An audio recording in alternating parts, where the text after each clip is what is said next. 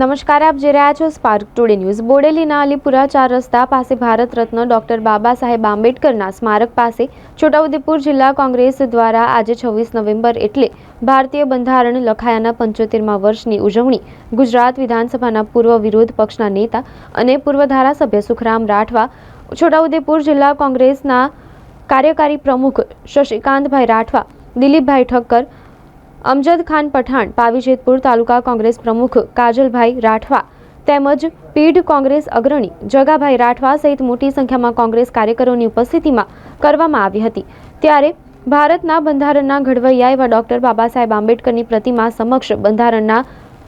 આમુખનું વાંચન, પ્રતિજ્ઞા વાંચન સહિત ડોક્ટર બાબા સાહેબ આંબેડકરની પ્રતિમાને ફૂલહાર કરવામાં આવ્યા હતા। સાથે સાથે ભગવાન બિરસા મુંડાજીની પ્રતિમાને પણ ફૂલહાર કરવામાં આવ્યા હતા।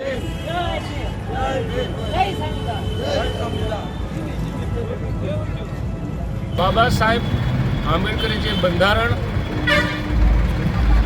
બનાવીને દેશની તમામ પ્રજાને પોતાના અધિકારોનું રક્ષણ થાય, સૌની પ્રગતિ થાય, સૌને ન્યાય મળે તેવું બંધારણ જ્યારે પાસ થયું એને આજે 75 વર્ષ થાય છે। ખાસ કરીને કોંગ્રેસ પક્ષે બંધારણ બનાવવામાં પણ, એને ઘડવામાં પણ મદદરૂપ થયા, એને પાસ કરવામાં પણ મદદરૂપ થયા અને ભારતના બંધારણમાં જે અધિકારો આપ્યા છે અલગ અલગ કોમને, એસટી, એસસી, બક્ષી, માઇનોરિટી તમામને એના હક મળે તેના માટે પ્રયત્ન થયા। હાલમાં એવું ચાલી રહ્યું છે, બાબા સાહેબના બંધારણને બાજુ પર રાખીને આ સરકાર, ભારતીય જનતા પક્ષની સરકાર, દિલ્હીની અને ગુજરાતની બંને સરકારો આ બંધારણને બાજુ પર મૂકીને પોતાના મનગમતા નિર્ણયો લઈને પોતાનું રાજકીયની વાહવાહ કેમ થાય તેવા પ્રયત્ન કરી રહ્યો છે, એને અમે વખોડીએ છીએ અને આવનારા દિવસોમાં સંવિધાન પ્રમાણે દેશનું સંચાલન, રાજ્યનું સંચાલન ન થાય તો એસટી, એસસી, બક્ષી અને લઘુમતી આ તમામ કોમના માણસો ભેગા થઈને સરકારનો અમે વિરોધ કરવાના અને વિરોધ કરીને બંધારણ પ્રમાણે ચાલતા કરવાના એવી અપેક્ષા રાખું છું। આજના દિવસે આ બોડેલી ખાતે ભેગા થઈને જ્યારે પ્રતિજ્ઞા લીધી ત્યારે આ વિસ્તારમાં બનતા